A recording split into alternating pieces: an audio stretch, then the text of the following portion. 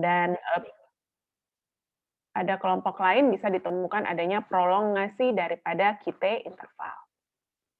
Dari chest X-ray, juga karena dominan daripada jantung kanan, maka kita bisa lihat bahwa jelas ada pembesaran dari ventrikel kanan, jadi biasanya batas jantung kanannya sudah bergeser ke lateral, sementara apexnya tetap terangkat, dan kalau memang pH yang signifikan, kita temukan adanya segmen pulmonal yang menonjol di situ. Kadang-kadang kita bisa juga temukan adanya gambaran dari masalah paru ya, seperti thorax emphysematos, gambaran PPOK, tapi itu juga bisa membantu kita untuk mendiagnosis bahwa oh kayaknya pH-nya ini bukan karena hipertensi arteri pulmonal, tapi mungkin pH tipe 3 yang berhubungan dengan lung disease. Nah, kemudian selanjutnya adalah pemeriksaan laboratorium. Untuk diketahui bahwa pemeriksaan darah itu sebenarnya tidak berguna untuk diagnosis pH, tapi dipakai untuk membedakan macam-macam daripada pH-nya tersebut. Dan biasanya yang kita minta adalah selain pemeriksaan darah rutin, kita pemeriksaan dengan biokimia dan fungsi tiroid, lalu kemudian fungsi hepar.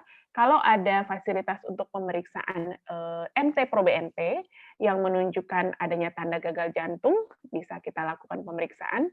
Lalu kemudian kalau misalnya ada curiga ini masalahnya dengan connective tissue disease, hepatitis, atau HIV, teman-teman dari dokter spesialis penyakit dalam akan melakukan pemeriksaan untuk screening penyakit tersebut. Nah, dari situ kita tahu bahwa oke, dari gambaran yang ada five finger approach, ini sepertinya masalahnya jantung kanan dan curiganya ada pH. Karena P2-nya mengeras, lalu kemudian dari segmen pulmonalnya menonjol, dari EKG kelihatan ada pembesaran daripada jantung kanan. Apa yang kita lakukan selanjutnya? Maka kita akan merujuk biasanya untuk dilakukan pemeriksaan ekokardiografi. Karena pemeriksaan eko ini adalah pemeriksaan yang dibutuhkan untuk menilai probabilitas daripada pH-nya tersebut. Selain untuk mencari apakah pH-nya ini prekapiler, apakah prekapiler pH-nya juga bisa disebabkan oleh penyebab yang lain, dan kemudian untuk mengevaluasi bagaimana fungsi daripada jantung kanannya. Karena diingat kembali bahwa yang namanya hipertensi arteri pulmonal itu adalah kondisi di mana terjadi prekapiler pH dengan PVR-nya yang harus lebih sama 3 Woods unit dan tidak ada penyebab lain yang menyebabkan precapillary pH tersebut. Karena pada precapillary pH itu tidak hanya di PAH, tapi bisa juga pada pH due to lung disease, pH karena adanya obstruksi di pulmonal, ataupun pada kondisi penyakit lain-lainnya. Nah, apa yang dikerjakan dari pemeriksaan ekokardiografi? Karena saya lihat tadi ada beberapa senior dan sejawat dari kardiologi, maka yang kita lakukan pertama adalah menilai estimasi probabilitas daripada pH. Yang dicari apa? Tricuspid regurgitasi kecepatan maksimumnya, TR velocity-nya. Namun harus diingat bahwa kalau tidak ada TR, bukan berarti pasiennya tidak pH. Lalu kemudian beratnya TR itu tidak tergantung pada kecepatan TR velocity maksimum. Jadi TR Vmax ini untuk menentukan pH, tapi derajat TR kita melihat dari densitas jet yang ada di TR-nya tersebut. Dan kita harus mendapatkan gambaran Doppler yang optimal untuk mendapatkan puncak daripada TR Vmax tersebut. Dan kalau misalnya TR-nya kecil, bisa dicoba kita memakai bubble saline test. Nah, dari TR Vmax tersebut, kita ukur angkanya kurang atau sama 2,8 kah? Atau lebih dari 3,4 atau diantaranya. Kalau kurang sama 2,8, itu biasanya low. Tapi kalau misalnya lebih dari 3,4, berarti itu high. Diantaranya dia adalah kelompok yang intermediate. Namun, penilaian probabilitas pH ini tidak bergantung pada TR Vmax saja, tapi ada tambahan. Kalau ditemukan gambaran eko lain lebih atau sama 2, maka derajat daripada probabilitas pH-nya bisa naik. Jadi artinya misalnya dapat TR Vmax-nya cuma 2,4, tapi kemudian ditemukan adanya 2 atau lebih tanda dari eko lain, maka yang tadinya low bisa naik ke intermediate. Begitu juga yang intermediate naik ke high, yang high sudah jelas pasti high di situ. Nah, apa tanda-tandanya? Biasanya kita akan lihat dari ventrikel kanan, arteri pulmonal, kemudian atrium kanan, dan IVC-nya. Kalau ventrikel kanan, biasanya kita akan mengukur basal diameter dari ini adalah ventrikel kanan, ini adalah ventrikel kiri, jadi basalnya diukur. Kalau perbandingannya lebih dari 1, lalu kemudian secara short axis ditemukan adanya pendataran daripada septum interventrikular, maka ini merupakan tanda menunjukkan adanya pH. Dari arteri pulmonal kita ukur kalau PA acceleration time-nya kurang dari 105, adanya mid systolic notching, lalu PR diastolic velocity early-nya lebih dari 2,2 dan diameter PA-nya lebih dari 25, ini juga tanda untuk pH. Di right atrium, kita mengukur area right atrium ini pada fase N sistolik lebih dari 18 cm persegi dan kemudian adanya dilatasi daripada IVC yang tidak kolaps lebih dari 50%, ini juga menunjukkan tanda pH. Jadi kalau ada 2 atau lebih tanda ini, maka probabilitas pH kita akan bisa meningkat yang tadinya low ke intermediate atau intermediate ke high. Selain itu nanti dari echo kita juga bisa mengukur yang namanya pulmonary vascular resistance dan PAWP. Pulmonary vascular resistance ini sudah ada rumusnya, konstantanya. Jadi menunjukkan bahwa kalau PVR itu lebih dari 3, maka pasien itu signifikan untuk pH. Dan PAWP-nya nanti kita mengukurnya dengan menggunakan E per I prime, yang biasanya diukur untuk fungsi diastolik. Jadi nilai E per I prime-nya harus kurang dari 15. Karena kalau misalnya lebih dari 15, artinya pH-nya bukan karena masalah arteri, tapi malah karena masalah vena. Itu yang disebut sebagai pulmonary venous hypertension. Dan kemudian apalagi yang dilihat dari echo? Dari echo kita juga bisa sekalian mencari kira-kira penyebab lainnya sudah tersingkirkan apa tidak. Pasiennya PH, ternyata masalahnya ejection fraction-nya rendah, ada masalah dengan koroner, atau ada masalah dengan katup. Nah, ini bisa menyingkirkan bahwa oh ini bukan PAH, tapi ini adalah PH karena masalah vena di situ. Tapi kalau ternyata kongenital, berarti kita bisa menunjukkan bahwa oh ini berarti memang PAH-nya karena pulmonary arterial hypertension. Dan yang terakhir, dari pemeriksaan echo, kita juga bisa melakukan evaluasi daripada fungsi jantung kanan dengan beberapa pemeriksaan melalui TAPSE, S-prime velocity, fractional area change, kemudian T-index, dan kemudian yang lebih baru lagi, biasanya di pusat-pusat pendidikan kita sudah mulai mengerjakan yang namanya RV strain dan 3D echo RV untuk menunjukkan bagaimana sih gambaran daripada ventricle kanannya. Oke, lalu kemudian setelah itu kita sudah mendapatkan probabilitasnya, kita melakukan stratifikasi resiko pada pasiennya. Jadi stratifikasi resiko itu untuk menunjukkan prognosis pasien ini untuk mengalami kematian dalam 1 tahun. Nah, dari sini apa yang kita lihat? Yang kita lihat adalah tanda-tanda klinis untuk gagal jantung, bagaimana progresivitasnya, apakah pasien mengalami sinkop, berapa WHO functional class-nya, kemudian berapa meter pasien itu bisa berjalan dalam waktu 6 menit. Jadi kita cukup melakukan tes 6-minute walk test namanya di situ. Kalau CPET mungkin tidak tersedia di Sumatera Barat, NT-proBNP pada beberapa pasien kita kerjakan dengan pemeriksaan laboratorium dan evaluasi echo dengan menilai RA area ada atau tidaknya efusi perikard dan kemudian hemodinamik bila pasien dikerjakan kateterisasi jantung kanan. Jadi kita bisa lihat ini low risk kah, ini intermediate risk kah, atau high risk kah. Gunanya apa stratifikasi resiko ini? Adalah untuk memutuskan inisiasi terapi pada pasien PAH tersebut.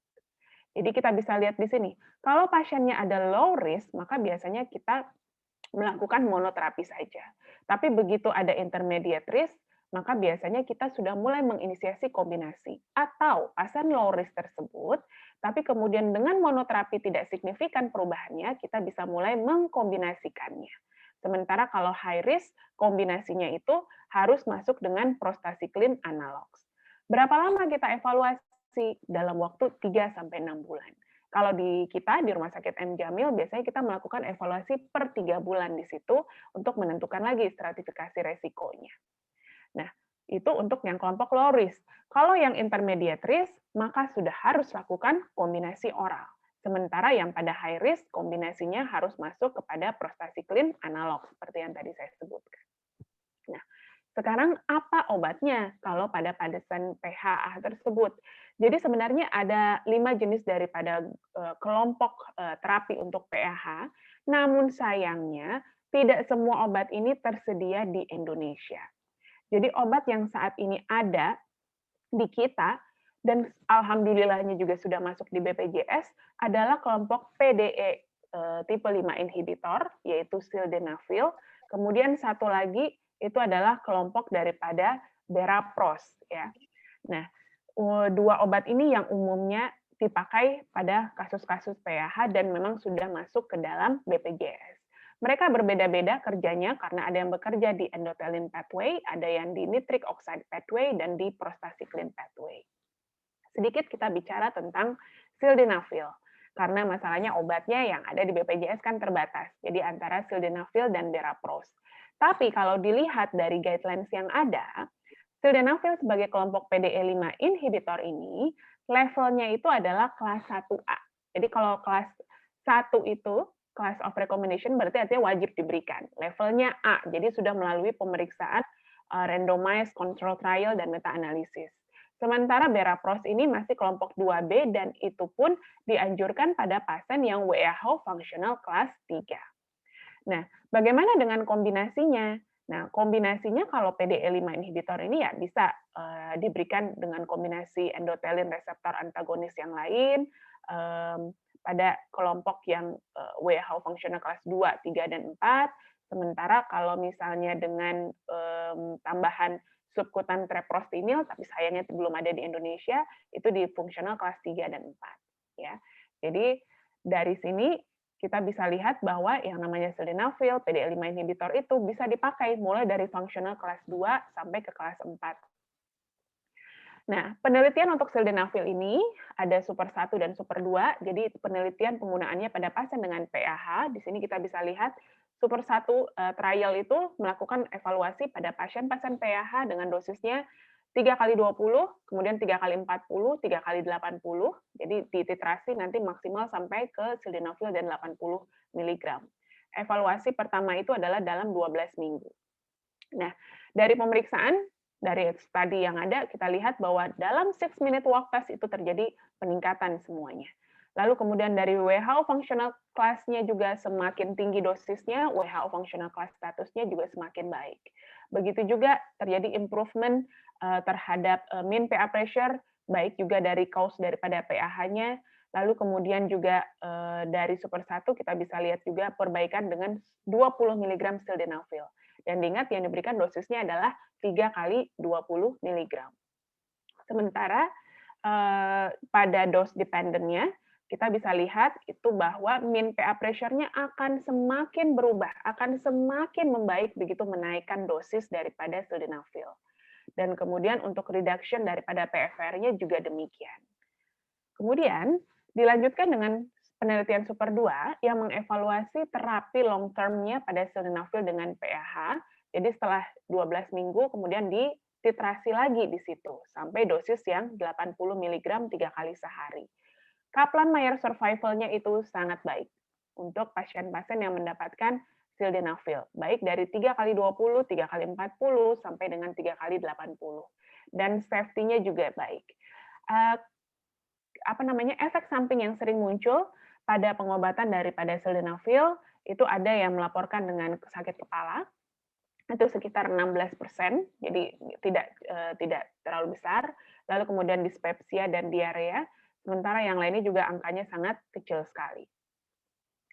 Nah, jadi sebagai kesimpulan di sini kita bisa tangkap bahwa dengan adanya World Symposium dari Pulmonary Hypertension 2018, maka batasan kriteria untuk hipertensi paru itu adalah kondisi di mana terjadi peningkatan tekanan arteri pulmonal dengan mean PA pressure-nya itu lebih dari 20 mm air raksa.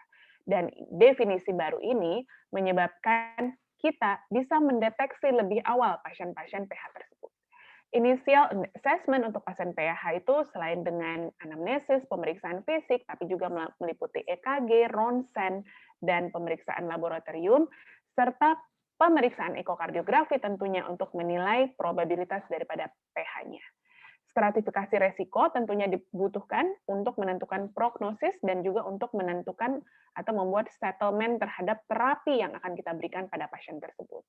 Dan dalam hal ini, PDE5 inhibitor sildenafil itu terbukti efektif dalam mentata laksana pasien-pasien dengan PAH. Jadi salah satu daripada expert untuk hipertensi pulmonal itu adalah Prof. Gelly, itu menyatakan bahwa the most critical part of the treatment of pulmonary arterial hypertension is proper diagnosis. and more important than medications. Jadi diagnosis awal itu sangat dibutuhkan untuk pasien-pasien PAH sehingga bisa mendapatkan terapi yang adekuat dan memperbaiki survival pasien.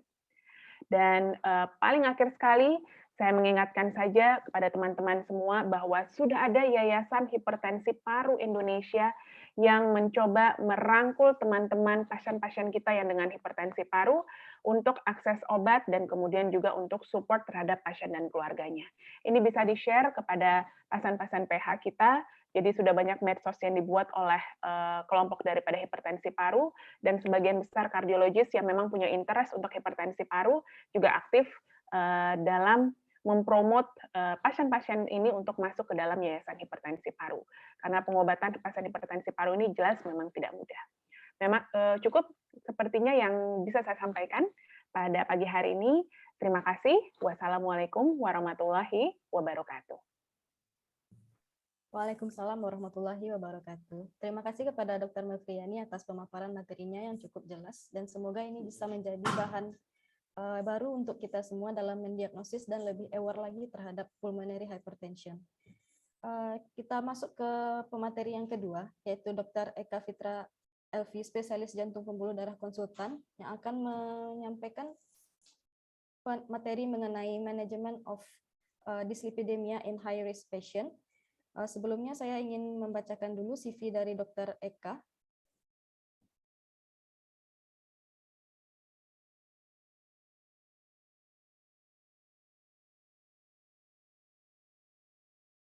Baik, berikut adalah CV dari Dr. Eka Fitra Elvi, spesialis jantung pembuluh darah konsultan. Dr. Eka lahir pada 16 Juni tahun 1982, menempuh pendidikan dokter di Universitas Andalas Padang, melanjutkan pendidikan kardiologi dan kedokteran vaskular spesialis di Universitas Andalas Padang, kemudian melanjutkan fellowship peripheral and interventional cardiology di Institut Jantung Negara Malaysia.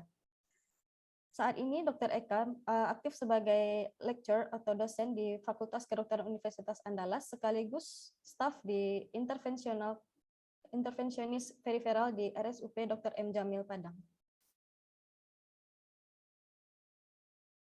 Baik, kita masuk kepada materi dari Dr. Eka. Kepada Dr. Eka Fitra Elvi, spesialis jantung pembuluh darah konsultan, kita persilahkan.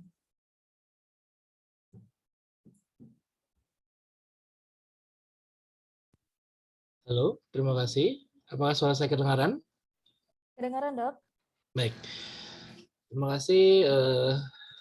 Assalamualaikum warahmatullahi wabarakatuh. Terima kasih kepada moderator kita, Dr. Dian. Terima kasih kepada Dr. Mevriani, speaker kita yang pertama.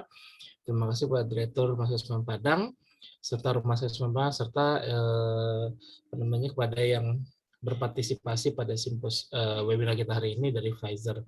Dan juga saya ucapkan terima kasih kepada rekan-rekan sejawat dokter yang telah hadir pada pagi hari yang cerah ini. Hari ini saya akan membahas mengenai dyslipidemia.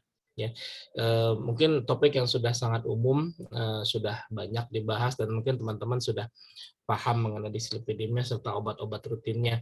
Nah, saya sekarang akan mentargetkan kepada populasi khusus, yaitu yang dikatakan sebagai populasi yang beresiko tinggi. Izinkan saya share screen. Baik, apakah sudah terlihat slide-nya?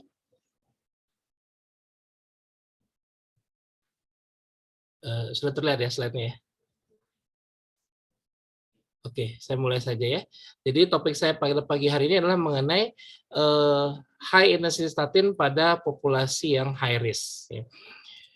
Sebagai introduction, kita bisa lihat bahwa penyakit ischemic heart disease dan stroke yang digabung sebagai suatu cardio cerebral vascular disease atau CVD merupakan penyakit yang jumlahnya sangat meningkat. Di tahun 2019 ini jumlah kematiannya sudah lebih dari 8 juta orang dengan jumlah kematian terbanyak di dunia. Jadi kita bisa katakan ini sebagai suatu global killer. Dan bahkan tidak hanya di negara-negara maju, tapi juga ditemukan pada negara-negara dengan pendapatan yang rendah atau sedang.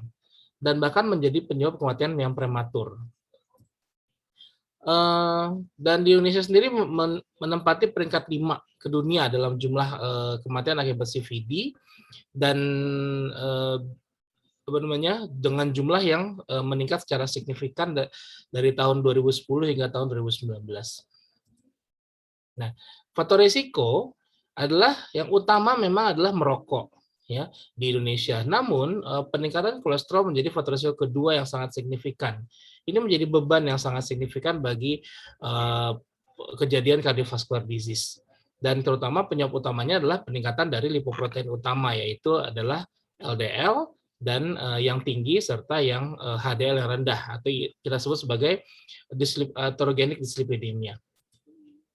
Nah, ini data-data Indonesia ya, bagaimana beban dyslipidemia di Indonesia, bahwa sekitar 35% pasien di Indonesia adalah memiliki kolesterol yang abnormal, dan LDL-nya cenderung 60% adalah near optimal dan borderline high, sementara 15%-nya adalah tinggi. Ya. Dan Indonesia sendiri adalah salah satu negara-negara di Asia Tenggara yang memiliki tingkat kolesterol yang capaian kolesterol yang rendah, hanya 31% dibanding dengan negara lain seperti Malaysia, Filipina, Thailand, bahkan Vietnam. Ya. Dan proporsi yang bisa mencapai kolesterol memang rata-rata hanya bisa mencapai di angka 160. Sangat sedikit yang bisa mencapai target di bawah 100 mg per desiliter. Ya. Sehingga kita perlu lagi lah terapi dyslipidemia yang optimal. Ya, kenapa? Karena kita tahu dari faktor risiko seperti dyslipidemia, hipertensi, dan diabetes itu akan mengarah kepada kerusakan kardiovaskular, mulai dari disfungsi endotel, kerusakan di pembuluh darah, kejadian infak miokard akut atau stroke, kemudian remodeling, gagal jantung, dan terakhir adalah kematian. Nah, kenapa kita banyak bahas mengenai statin? Statin merupakan terapi mainstay pada penyakit kardiovaskular dan dyslipidemia, karena dia menurunkan kolesterol LDL, ya, yang kita tahu tadi adalah atherogenic dyslipidemia. Dia punya efek pleotropik, nanti kita bahas sedikit. Dia punya efek antiinflamasi, antioksidan, serta mengurangi prokoagulan. Serta dia sudah terbukti menurunkan risiko kejadian kardiovaskular mayor.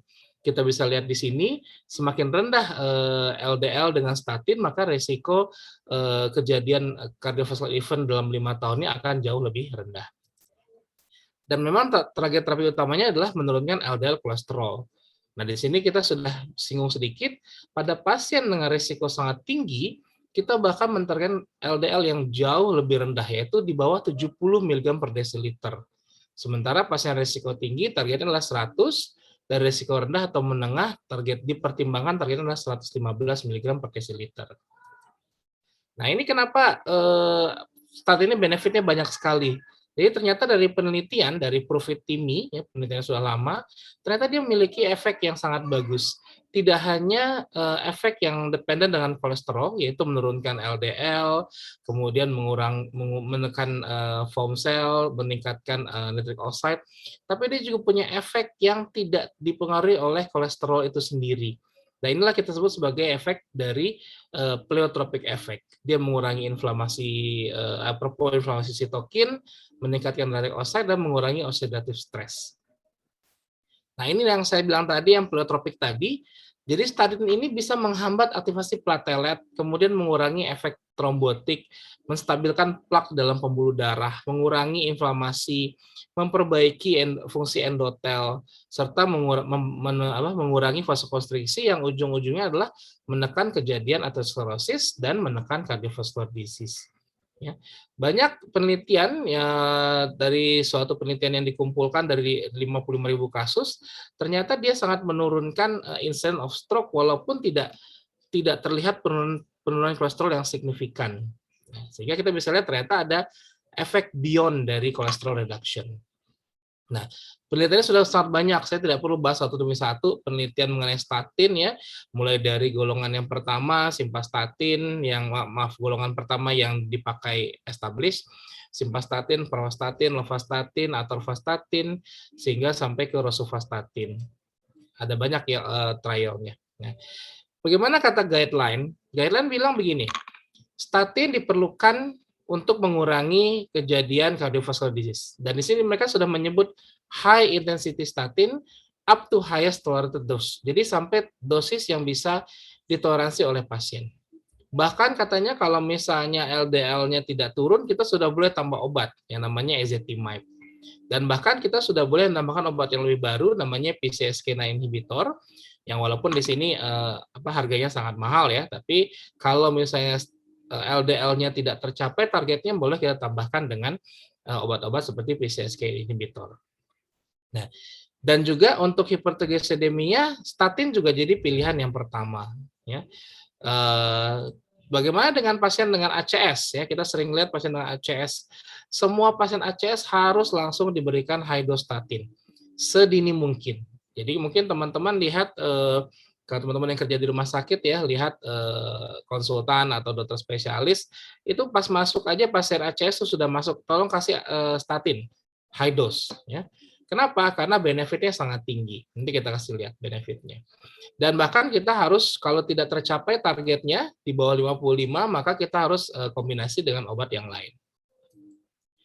Nah, ini adalah kelompok target statin terapi. Nah, saya sebutkan tadi yang mengenai risiko sangat tinggi. Apa contohnya risiko sangat tinggi? Ini adalah pasien-pasien yang sudah dikenal dengan penyakit kardiovaskular, koroner, stroke, ya, vascular disease, sudah pernah riwayat infark miokard akut, sudah pernah riwayat SKA, sudah pernah dilakukan tindakan PCI atau pasang ring, sudah pernah bypass, sudah pernah stroke ya, TIA dan stroke ya, atau yang terdeteksi melalui pemeriksaan imaging kayak CT scan atau angiografi koroner. DM yang sudah ada gangguan target organ seperti protein urea atau juga sudah punya faktor risiko maya seperti merokok, hipertensi. Ya, atau penyakit ginjal berat dengan GFR yang di bawah 30 atau scoring di atas 10%. Nah, ini yang kita hitung skornya. Itu dari ESC. Kalau AHA kriterianya adalah sama ya, riwayat penyakit kardiovaskular, cerebrokardiovaskular yang klinikal ya seperti SKA, PJK, angina, stroke, PAD, aneurisma aorta dan yang lain-lainnya. Serta kolesterol berat, diabetes mellitus, dan pasien-pasien dengan riwayat keluarga CVD yang prematur, jadi orang tuanya sakit jantung di usia muda, CKD, adanya sindrom metabolik seperti obesitas dan peningkatan kadar kolesterol darah. Nah, ini targetnya. Jadi kita lihat yang di bawah sini. Bahkan kita bisa lihat kalau guideline dari 2019 mengatakan kita malah tekan harus di bawah, targetnya adalah 55 untuk yang very high. Yang high kalau guideline terbaru adalah 70. Sementara yang moderate adalah 100 dan yang low adalah 116. Jadi kita nggak bisa lagi bilang, oh kolesterol 140 nggak apa-apa lah, udah normal itu, nggak bisa. Bahkan untuk yang low saja, yang dikatakan pasien-pasien yang apparently healthy tanpa ada penyakit kardiovaskular, malah kolesterolnya harus diturunkan sampai 116. Nah, bayangkan dengan pasien yang sudah pernah dipasang ring atau pernah infark miokard, targetnya malah sampai 55. Nah, bagaimana kita harus menurunkannya? Nah, dan disinilah kita lihat perannya dari high intensity statin. Jadi yang statin dosis tinggi itu dikatakan sangat berefektif untuk menurunkan LDL secara intensif ya.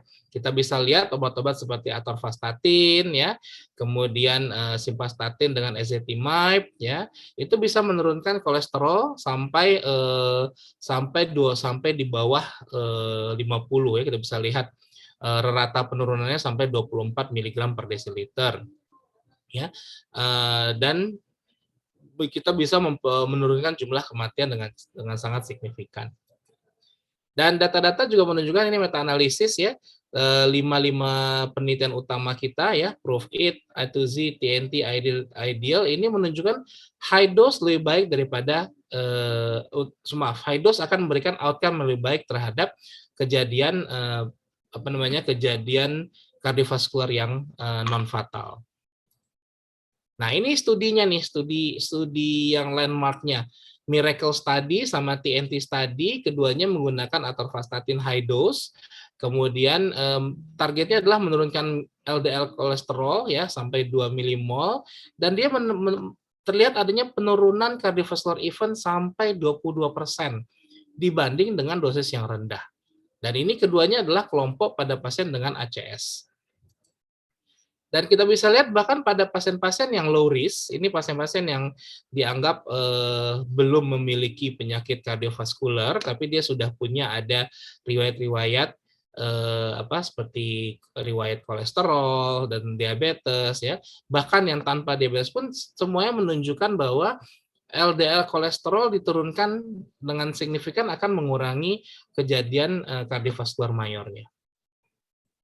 Dan ini tadi saya bilang, pada pasien dengan CAD, ya, setelah dilakukan angioplasti, terlihat bahwa pemberian high intensity statin akan mengurangi resiko kejadian kardiovaskular yang sangat signifikan dibanding dengan kita memberikan dosis yang tidak high intensity statin.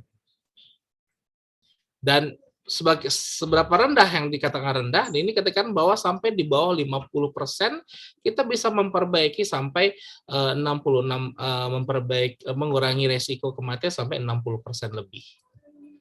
Dan semakin rendah kolesterol, maka kita bisa lihat kejadian kardiovaskularnya bisa terlihat dalam waktu singkat. Bahkan dalam waktu 4 minggu kita bisa lihat outcome untuk kejadian kardiovaskular mayor seperti kematian karena kardiovaskular, infark, stroke itu jauh lebih rendah dibanding kolesterolnya yang lebih tinggi. Sehingga kita bisa bilang kolesterol tinggi jelek, average masih kurang, lower lebih baik, even lower lebih baik lagi, dan yang terbaik adalah the lowest, ya. Semakin rendah kolesterol, maka kita bisa harapkan improvement untuk kejadian kardiovaskular kita semakin rendah. Itu data-data mulai dari tahun 94 sampai tahun 2017. Nah, bagaimana yang dosis tinggi itu? Kita bisa lihat yang high intensity statin ini targetnya bisa menurunkan LDL sampai 50% dari baseline-nya. Ya. Kemudian kalau misalnya masih kurang, kita bisa tambahkan obat seperti ezetimibe, kemudian PCSK9 inhibitor. Yang mana yang dikatakan intensitas tinggi itu? Pilihannya hanya dua, yaitu atorvastatin 40-80 dan rosuvastatin 20-40. Yang lainnya itu dianggap dosis-dosis lainnya itu dianggap menengah dan rendah. Nah, yang mana nih? Nah, saya sudah tunjukkan tadi hanya dua, ya, yang high intensity yang kita bisa berikan pada pasien dengan cardiovascular disease, yaitu atorvastatin dan rosuvastatin. Keduanya memperlihatkan benefit yang signifikan. Dengan atorvastatin 80 mili bisa menurunkan lebih dari 50% penurunan kolesterol yang signifikan. Nah, ini penelitian data-data atorvastatin, ya, Ascot, CART, CALES, TNT, dan Sparkle semuanya bisa menurunkan target LDL-nya sampai di bawah 70-an dengan menurunkan kejadian CV-nya sampai 20%. Dan bagaimana kalau kita lihat atorvastatin, dia tidak hanya dipakai untuk penyakit kardiovaskular, namun penelitian sudah banyak menggunakan atorvastatin pada kondisi-kondisi seperti diabetes, kemudian CKD, ACS, dan bahkan pada pasien dengan cerebrovascular disease. Nah, ini kalau kita bandingkan, misalnya data-data yang terbaru, ini comparative study yang terbaru 2021, kita bisa lihat di sini conclusion-nya adalah high intensity statin dan high intensity rosu dan atorvastatin menunjukkan hasil yang sama in terms of outcome dan safety pada pasien dengan ACS. Namun tahun 2019 ditunjukkan di sini dikatakan bahwa keduanya sama, namun atorvastatin memiliki safety profile yang lebih baik dibandingkan dengan yang rosuvastatin. Nah, ini menjadi komentar yang menarik bagaimana safety antara atorvastatin dengan rosuvastatin pada pasien-pasien dengan penyakit kardiovaskular, terutama pada populasi Asia, ya. Dan salah satu yang cukup penting yang dibahas adalah pasien dengan CKD, ya. Nah, di sini ada penelitian, ya, dari tahun 2017 404 pasien banding antara ator dan rosuvastatin. Di sini ditunjukkan bahwa ternyata perubahan GFR-nya jauh lebih baik atorvastatin dibanding dengan rosuvastatin. Ya. Tidak terdapat penurunan GFR yang signifikan pada kelompok atorvastatin.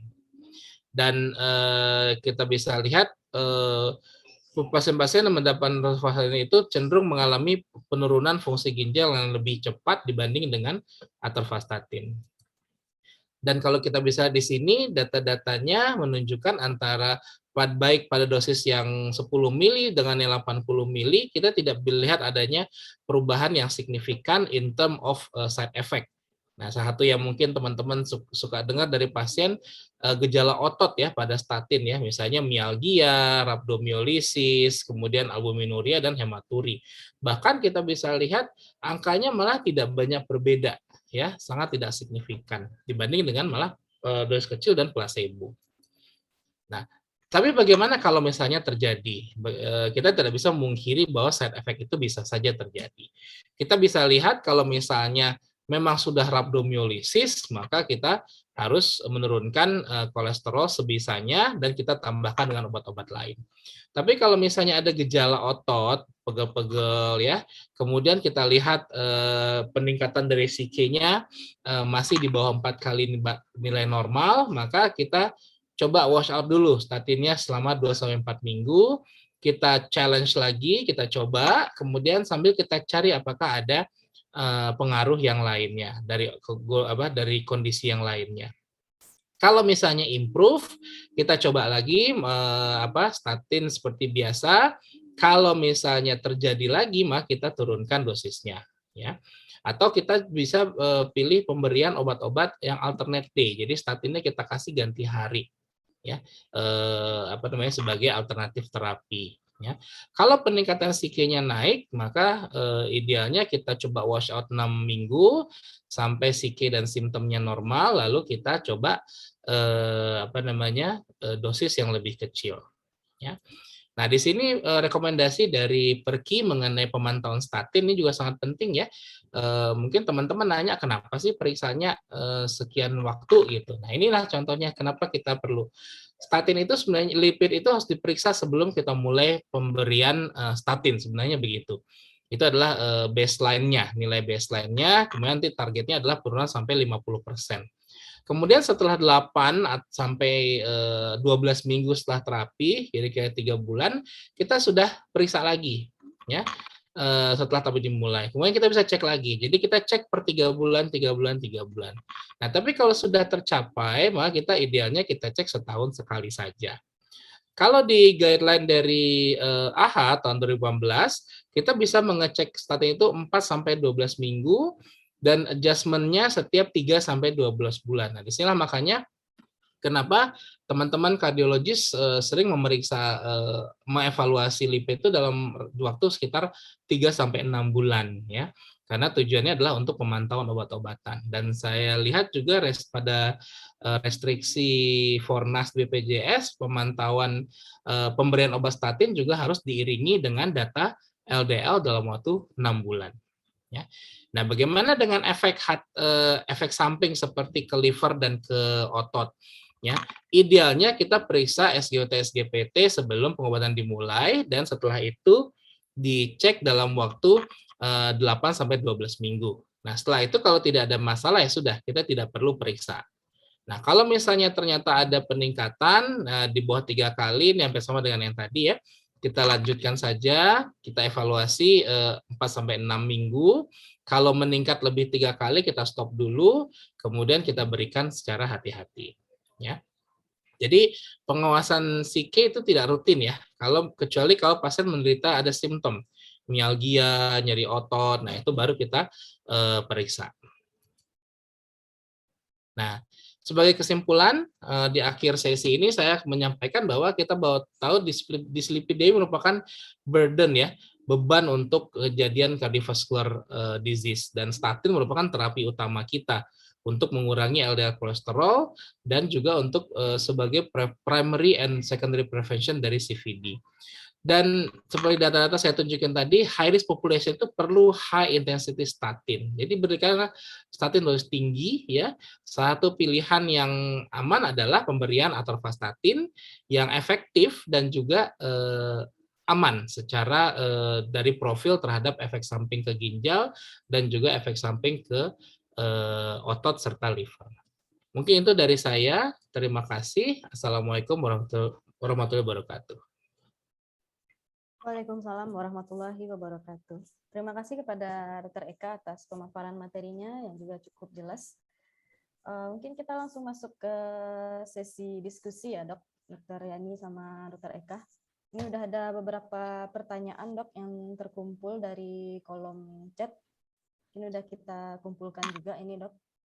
Mungkin yang pertama ada pertanyaan ini dok dari peserta kita atas nama Dr. Irzanto Yuda. Ini ditujukan kepada Dr. Yani dok. Ada 3 pertanyaan. Yang pertama, pertanyaannya, kapan kita bisa berpikir kemungkinan PAH pada pasien-pasien IGD dengan keluhan sesak? Dan apa pemeriksaan yang bisa kita lakukan sebagai GP di IGD? Kemudian pertanyaan yang kedua, pemeriksaan tambahan apa yang bisa ditambahkan dalam program MCU di RSTPC? Kemudian yang ketiga, minta penjelasan lagi mengenai pembacaan EKG yang khas pada pasien PAH, dok. Terima kasih. Kepada Dr. Yani, silakan, dok. Oke, terima kasih Dr. Irzanto, junior saya. Jadi untuk pertanyaan pertama ya, kalau pada pasien datang dengan keluhan sesak nafas, kemudian datang ke IGD, apa yang kita lakukan? Kembali lagi dalam penegakan diagnosis, kita butuh tentunya ada supporting data di situ, tidak hanya berdasarkan keluhan saja. Ingat tadi seperti yang saya sampaikan bahwa keluhan daripada pasien PAH ini akan menyerupai banyak penyakit lainnya, terutama pada pasien dengan gagal jantung dan pasien dengan masalah paru. Nah, apa yang bisa kita kerjakan? Selain dari anamnesis, tentunya pemeriksaan fisik, bahwa yang paling signifikan untuk mendeteksi adanya PH itu adalah mendengar adanya bunyi jantung 2 yang mengeras, P2 yang mengeras. Dan kalau misalnya sudah ada kebocoran katup trikuspid, kita bisa mendengar adanya pansystolik murmur. Nah, itu nanti di left lower sternal border. Nanti kemudian itu akan kita konfirmasi dengan pemeriksaan penunjang, yaitu EKG dan ronsen. Dari ronsen, kita akan menemukan adanya segmen pulmonal yang menonjol dengan apex yang terangkat, yang menunjukkan adanya aktivasi daripada jantung kanan yang berlebih, disertai dengan peningkatan tekanan paru yang dibuktikan dengan segmen pulmonal yang menonjol.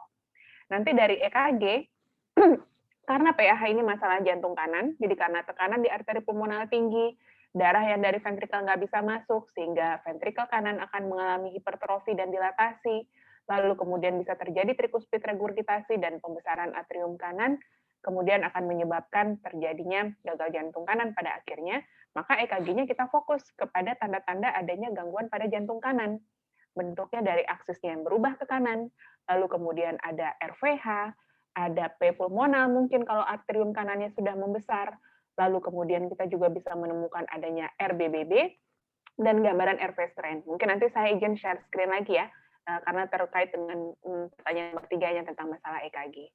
Nah, kemudian untuk pemeriksaan lab, kita bisa dalam kondisi sesak itu juga bisa mencari tahu tidak hanya pemeriksaan hematologi rutin, tapi juga kemudian pemeriksaan biokimia, fungsi hatinya, lalu kemudian juga AGD biasanya ya, analisa gas darahnya di situ. Jadi itu yang bisa mendeteksi, tapi ingat bahwa itu adalah langkah-langkah yang dilakukan untuk mencurigai adanya PAH. Karena yang tadi dijelaskan, five finger approach itu kan hanya initial assessment. Probabilitas pH-nya pun nanti dilakukan dengan pemeriksaan ekokardiografi. Jadi perlu konfirmasi dengan pemeriksaan ekokardiografi nantinya di situ. Jadi itu untuk pertanyaan pertama. Kemudian untuk pertanyaan kedua, jadi kalau misalnya mau kita melakukan MCU untuk mendiagnosis bagaimana? Sebenarnya kan kalau untuk MCU, umumnya kita sudah mengerjakan tidak hanya pemeriksaan fisik dan anamnesis pasien, tapi kita juga mengerjakan EKG, lalu kemudian ronsen dan laboratorium kan di situ. Jadi sebenarnya dengan pemeriksaan yang ada aja, sudah cukup seharusnya. Kenapa? Karena kalau dari EKG saja sudah mendapatkan, loh kok ini jantung kanannya besar ya, kok ada P pulmonal ya, ada RV strain ya, lalu kemudian dari ronsen kita lihat segmen pulmonal menonjol ya, baru kita curigai bahwa ini jangan-jangan pasiennya PH nih, perlu supporting lainnya. Kalau misalnya ternyata di tempat kita ada fasilitas untuk melakukan pemeriksaan ekokardiografi, saya sangat menyarankan bahwa ekokardiografi itu masuk ke dalam paket medical check-up. Nah, kemudian untuk yang ketiga, untuk pembacaan daripada EKG-nya. Saya izin share screen.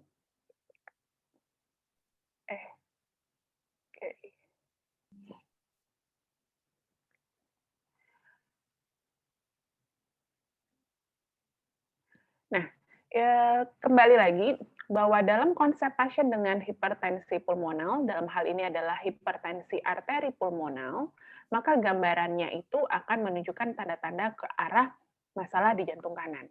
Walaupun EKG yang normal itu bukan serta-merta langsung mengeksklud pasien PH.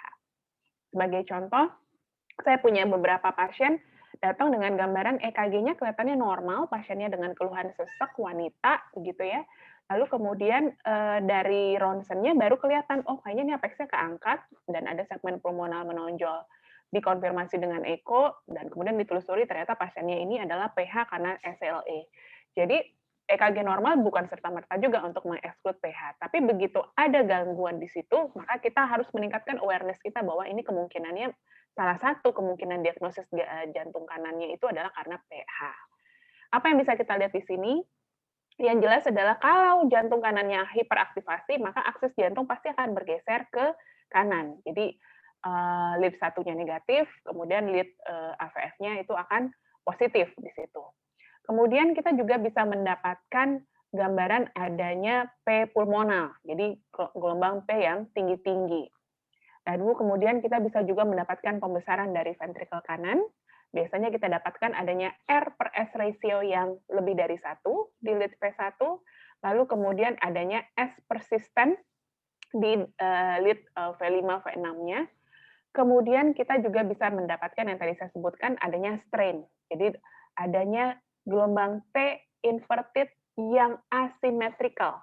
Taunya asimetrikal adalah kalau misalnya dari puncak gelombang T ini kita tarik garis lurus ke atas, segmen atau kemiringan daripada sebelah kiri dan sebelah kanannya itu tidak simetris.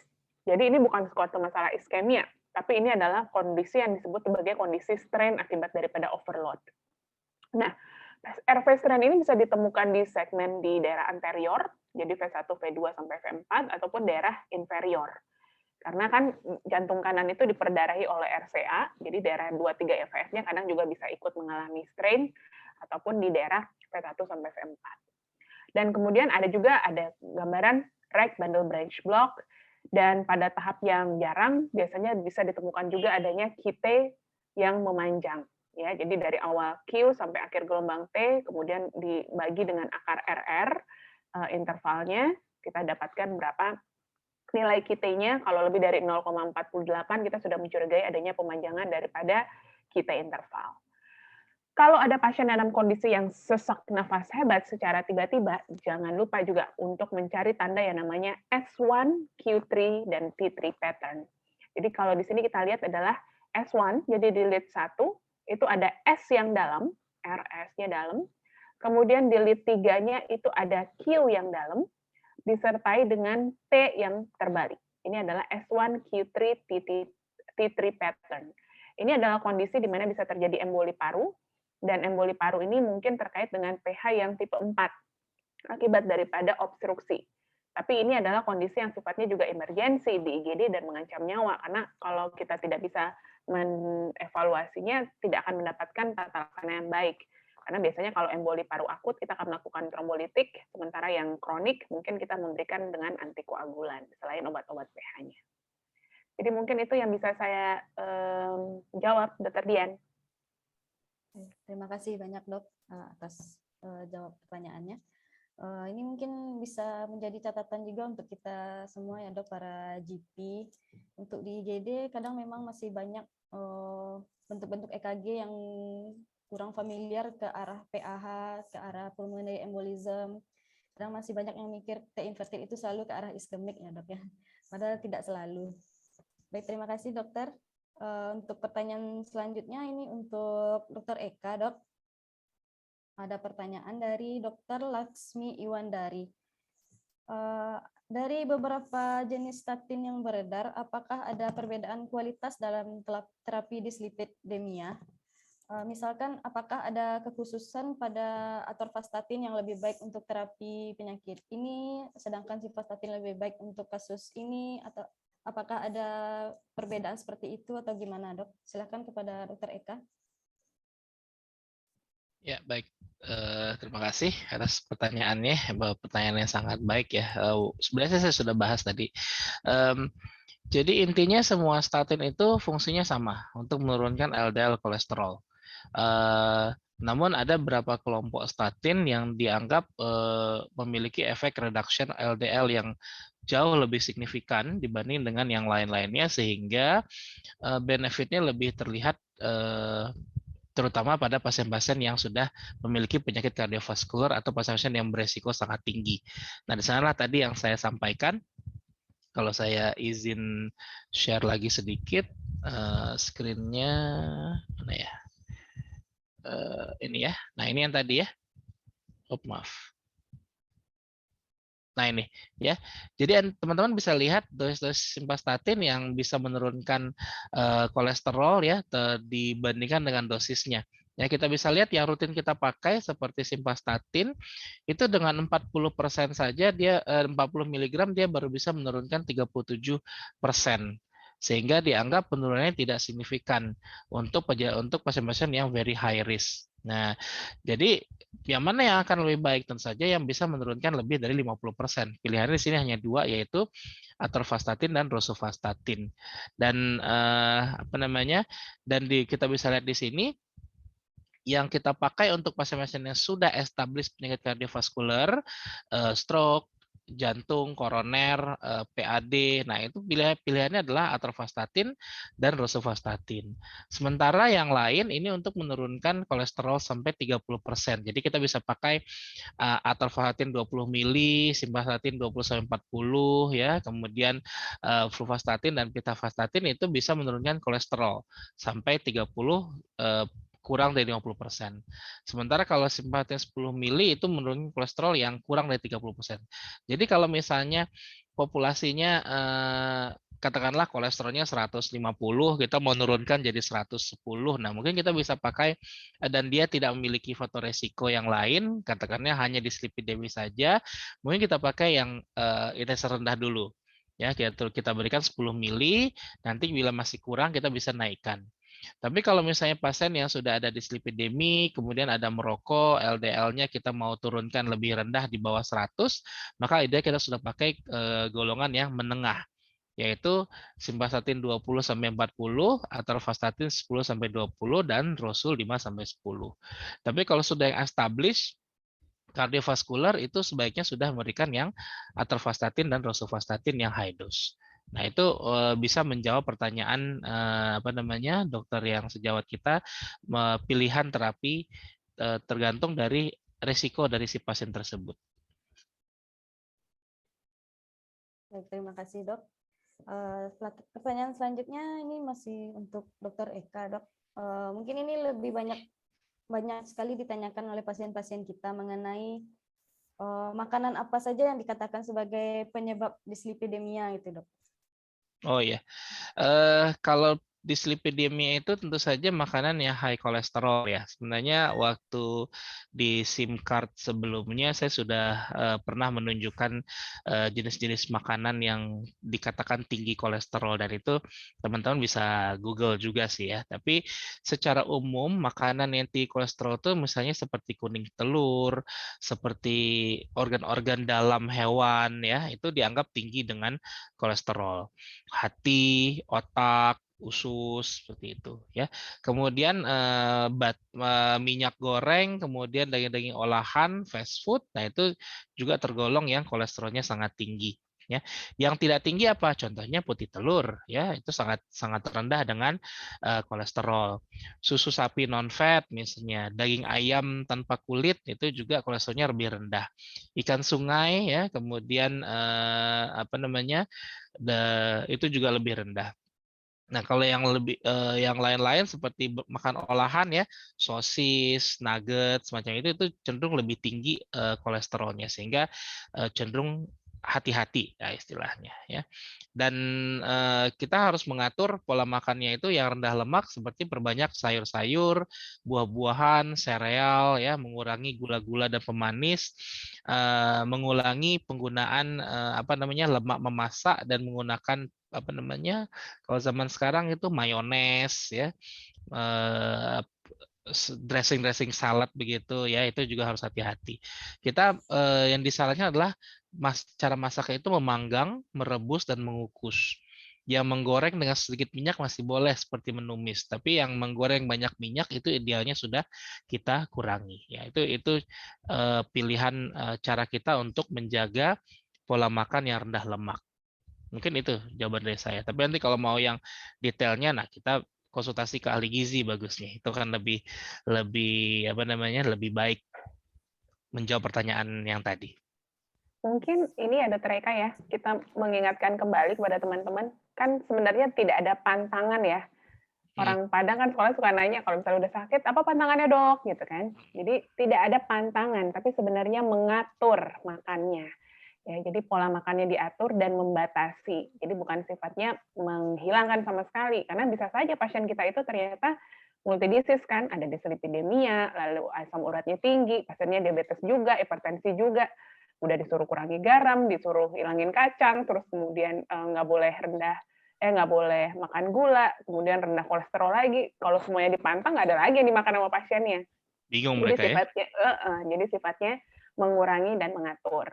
Terus juga kalau buat ibu-ibu ya, biasanya kan kalau yang datang pasiennya bapak-bapak, terus banyak kolesterol, ibu-ibunya udah jadi sapam aja semua kan gitu. Oh nggak boleh makan ini ya dok, nggak boleh makan ini ya. Nah itu mesti diedukasi dengan baik, seperti apa yang tadi disampaikan dengan Dokter Eka.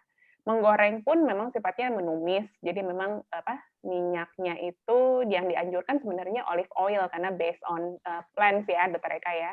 Kalau nggak minyak jagung. Tapi juga jangan lupa kita mengingatkan bahwa kebiasaan orang Minang ini adalah suka memakai minyak goreng berulang kali. Kemudian juga suka setelah memasak itu suka memanaskan makanan, disayang-sayang makanannya dipanas-panasin. Ntar 3 hari makanannya masih itu juga. Padahal itulah yang mengurai kolesterolnya, jadi kolesterol jenuh, dan itu akan meningkatkan resikonya untuk dislipidemianya menjadi tidak terkontrol.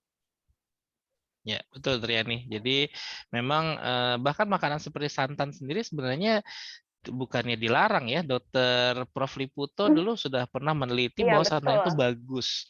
Cuma ya pola kita kan masaknya itu santannya dimasak lama, berulang-ulang. Nah, akibatnya jadi rusak ininya tuh apa namanya? Pufanya jadi rusak. Asam lemak tak jenuhnya rusak berubah jadi yang jenuh ya. Dan soal minyak memang itu juga saya pernah diskusi kan. Bagaimana kalau kita sarankan semua orang beli olive oil, tapi kan mahal banget ya. Berat di ongkos. Berat di ongkos. Akhirnya pasiennya bukan jatuh sakit tapi jatuh melarat jadinya karena Miskin. beli olive oil. Iya. Betul. Jadi memang rekomendasinya idealnya adalah kita kurangi menggorengnya gitu lah. Jadi sekali-sekali dalam jumlah terbatas. Kalau yang deep fried atau kalau yang menumis mungkin masih bisa sekali-sekali juga seperti itu. Dan tadi saya lihat ada yang komentar mengenai air fryer, itu saya juga belum lihat ya benefit dari air fryer dibandingkan dengan masak biasa ya. Tapi mungkin dikatakan karena dia kurang menggoreng ya, jadi mungkin bisa lebih benefit. Cuma ada data-data sporadis dikatakan ada efek samping yang lain. Nah itu saya juga belum baca seperti itu. Gimana Triani kalau air fryer? Belum pernah pakai juga. Belum pernah pakai juga soalnya Kayaknya kita juga berat di listrik. Ya, jadi intinya sih memang sifatnya yang fry itu kan memang harusnya dikurangi ya gitu. Cuma mungkin karena yang mesti diingat kalau air fryer itu mungkin dibuat dengan suhu yang tinggi ya, jadinya Dokter Eka ya. Iya. Gitu. Ya, kandungan gizinya takutnya rusak juga itu ya. Iya, mungkin itu masalahnya. Jadi rendang jangan disalahkan, karena bukan salahnya rendang yang bikin kolesterol. Yang salah itu adalah kalau memanaskan rendangnya sampai hitam banget dan masih tetap dimakan, nah itu yang membuat kolesterolnya menjadi tinggi. Ya, setuju. Terima kasih Dokter Yani, Dokter Eka juga atas jawaban pertanyaannya. Mungkin ini bisa jadi catatan juga untuk kita sebagai dokter di praktek sehari-hari, karena banyak sekali yang pasien menanyakan mengenai makanan ini ya dok. Kita lanjut ke pertanyaan selanjutnya ya dok. Ini masih tentang dislipidemia juga dok. Untuk penggunaan statin ini kapan bisa dihentikan, Dok? Apakah boleh dikonsumsi seumur hidup?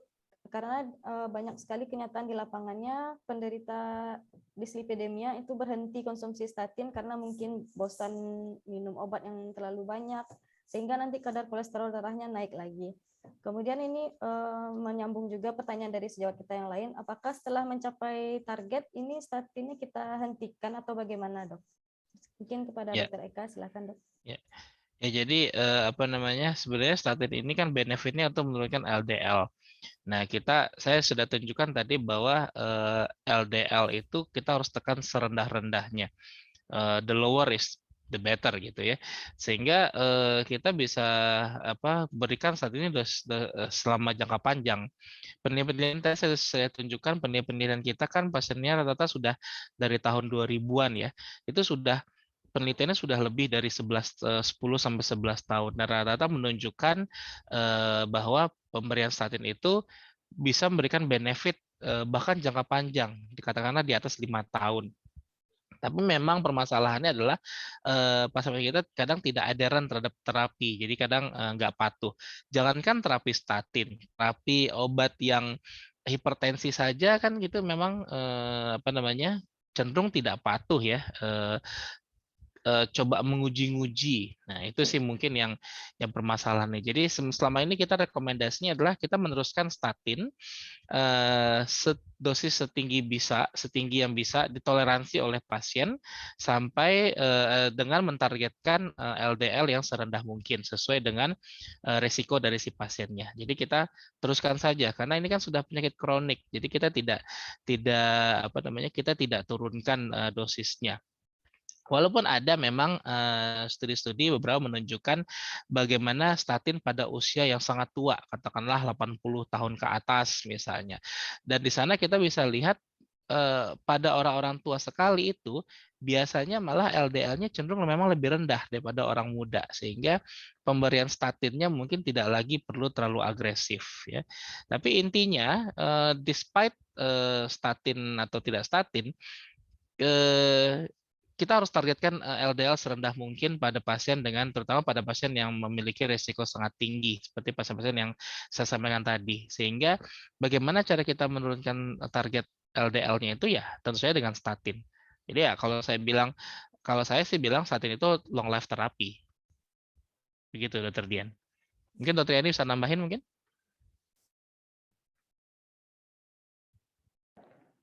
Ya, jadi kalau misalnya sudah dalam kelompok yang very high risk, jadi kan ada kelompoknya low risk, intermediate, lalu kemudian high risk dan very high risk. Dalam kondisi yang very high risk ini yang sudah established atherosclerosis cardiovascular disease ya, ASCVD ya.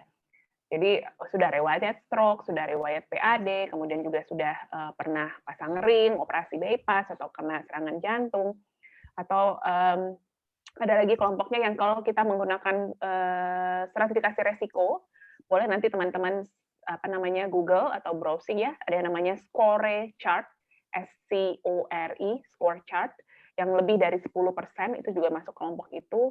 Kemudian pasien yang dengan diabetes dengan adanya target organ damage yang lebih dari 3, itu sebenarnya udah kelompok yang very high risk, dan itu memang indefinitely ya, jadi selalu menggunakan statin, karena efek yang dicari itu bukan menurunkan kolesterolnya saja, tapi juga untuk sebagai efek plak stabilisator yang terjadi. Bahkan di guidelines 2019 juga bilang, kalau pasiennya itu mengalami episode daripada ASCVD event itu 2 kali dalam kurun waktu 2 tahun, jadi misalnya tahun ini dia kena serangan jantung, dipasang ring, kemudian 6 bulan kemudian tiba-tiba dia kena stroke. Jadi ada 2 kali eventnya itu, malah LDL-nya itu diminta untuk diturunkan sampai di bawah 40 mg per desiliter. Dan trialnya, studinya juga menyatakan bahwa semakin rendah nggak masalah, karena justru makin menekan kemungkinan untuk terjadinya kejadian kardiovaskular mayor lagi kepada pasien-pasien tersebut. Jadi memang tetap harus diberikan. Cuma mungkin permasalahannya kalau kita bicara dengan konsep asuransi pemerintah yang banyak dipakai dengan BPJS ini, memang ada sedikit aturan atau keterbatasan dalam peresepan daripada statin ya, Dr. Eka ya. Karena diprioritaskan itu untuk pasien-pasien yang bisa diberikan selama setahun dengan kadar LDL-nya sudah rendah hanya untuk pasien-pasien yang baru mendapatkan tindakan, khususnya pada kasus-kasus jantung yang post-stenting. Ya, setuju Triani. Terima kasih Dr. Yani, Dr. Eka. Ini ada pertanyaan lagi dari Direktur Semen Padang Hospital, Dr. Selvi Farisa. Pertanyaannya adalah, bagaimana dengan pemberian statin untuk pasien yang prolong dislipidemia yang harus diberikan setiap hari dan seumur hidup untuk manage aterosklerosisnya? Dan pada pasien ini sudah ada juga generalized small vessel atherosclerosis. Nah, pertanyaannya di sini adalah, bagaimana menghindari side effect yang Dr. Eka paparkan tadi? Apakah ada pilihan terapi lain atau bagaimana, Dok? Silakan, Dokter. Ya, baik. Sebenarnya kalau untuk sudah small vessel itu berarti kan sudah dianggap sudah aterosklerosis ya. Dia sudah diketahui secara imaging adanya aterosklerosis yang aktif. Nah, di sana sepertinya efeknya sama ya. Kita tetap harus memberikan obat-obat dengan obat-obat statin yang high dose, kemudian terus di dosisnya kita pantau. Pemeriksaan LDL-nya kita pantau secara berkala. Nah, untuk pemeriksaan liver itu biasanya kita berikan pemeriksaan itu pada saat inisial dan setelah monitoring terapi dengan dosis yang optimal tersebut. Jadi kalau misalnya kita sudah patok dosisnya 80 mili, nah makanya kita pantau berubah enggak dengan profil heparnya. Kalau tidak, ya sudah kita teruskan saja. Nah, sementara kalau misalnya efek liver itu kita efek ke otot itu kita pantau pemeriksaan CK itu pada saat dia ada simptom.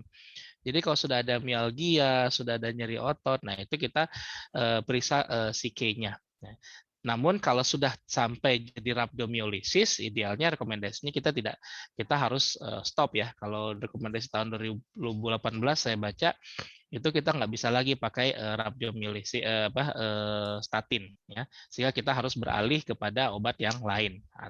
Sementara kalau misalnya yang lain, kalau yang sampai timbul simptom, nah ini tadi ada saya sampaikan sedikit di slide ya, mungkin saya share sedikit. Mana ya tadi ya? Nah ini ya tadi ya monitoring tadi, ini monitoring tadi. Nah kemudian ini, jadi kalau misalnya memang ada simptom, tadi kan kita lihat pemeriksaan CK-nya, kita bisa stop dulu statinnya, kemudian setelah di stop kita coba lagi, kita bisa kalau misalnya simptomnya perbaikan, kita coba lanjutkan statinnya. Atau kita ganti statinnya dengan golongan yang lain, atau kita bisa berikan dosis yang alternate day, misalnya dosisnya itu sekali atau ganti hari lah ya, atau dosisnya kita kasih 1 atau 2 kali seminggu misalnya seperti itu. Nah itu juga satu pilihan yang kita bisa pakai. Jadi either kita ganti statin yang lain atau kita obatnya kita selang-selingin ya, dan targetnya kita achieve LDL sampai maksimal toleransi. Kalau kita tidak bisa naikin dosisnya, di sanalah perannya obat-obat yang lain. Nah, di sini kita punya ezetimibe ya, sudah ada di Indonesia. Itu bisa kita tambahkan untuk mengurangi untuk menekan LDL kalau kita tidak bisa maksimalkan si statinnya. Ya. Terakhir kita punya PCSK9 inhibitor. Saya tidak tahu apakah di Indonesia sudah ada atau enggak.